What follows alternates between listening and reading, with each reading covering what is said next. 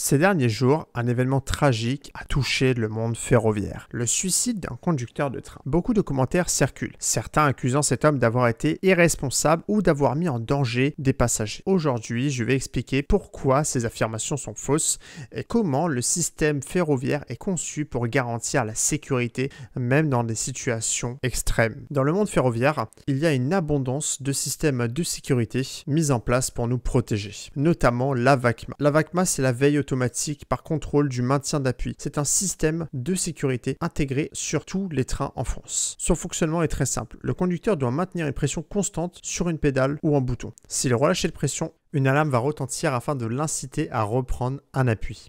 S'il ne le fait pas, le train s'arrêtera d'urgence et une alerte se déclenchera.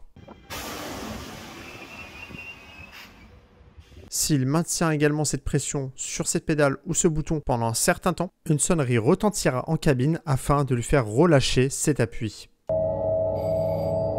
Si aucune action n'est prise, le train s'arrêtera automatiquement. Ce dispositif permet donc d'éviter les pertes de conscience, mais également les arrêts cardiaques qui pourraient crisper le conducteur et ses muscles, et donc maintenir un appui constant sur cette fameuse pédale. Et si dans un cas comme dans un autre, cela n'est pas fait, donc si le conducteur ne maintient pas cette pédale ou alors la relâche pendant 5 secondes, il va y avoir un freinage d'urgence. Le déclenchement de la VACMA va faire sonner une alerte qui va prévenir le régulateur au bout de 30 secondes d'arrêt. C'est lui qui garantit la sécurité des circulations ferroviaires. Il peut par exemple envoyer un autre train voir ce qu'il se passe. Et une fois que le train était arrêté, il n'y avait pas vraiment de danger non plus pour les passagers. Car le train était arrêté, de toute façon il n'y avait pas de risque d'accident, les autres trains étaient prévenus par les alertes et par leurs différents systèmes de sécurité, notamment la signalisation ferroviaire. À bord du train également, il y avait des interlocuteurs, les contrôleurs étaient toujours là, ils étaient au nombre de ce jour-là. Ils étaient en contact avec le centre opérationnel des circulations qui gérait et chapeautait tout ça de loin et permettait de garantir la sécurité des circulations également à distance. Et également de prévenir les voyageurs, de les rassurer sur les correspondances ou ce qui va se passer. Également de transmettre les informations aux voyageurs s'ils en avaient potentiellement. En conclusion, accuser ce conducteur d'avoir été irresponsable ou d'avoir mis des vies en danger montre une méconnaissance des systèmes ferroviaires. La sécurité des passagers est une priorité absolue et les trains français sont équipés de plusieurs couches de protection pour garantir cette sécurité même dans des situations exceptionnelles. Plutôt que de pointer du doigt un conducteur, prenons le temps de comprendre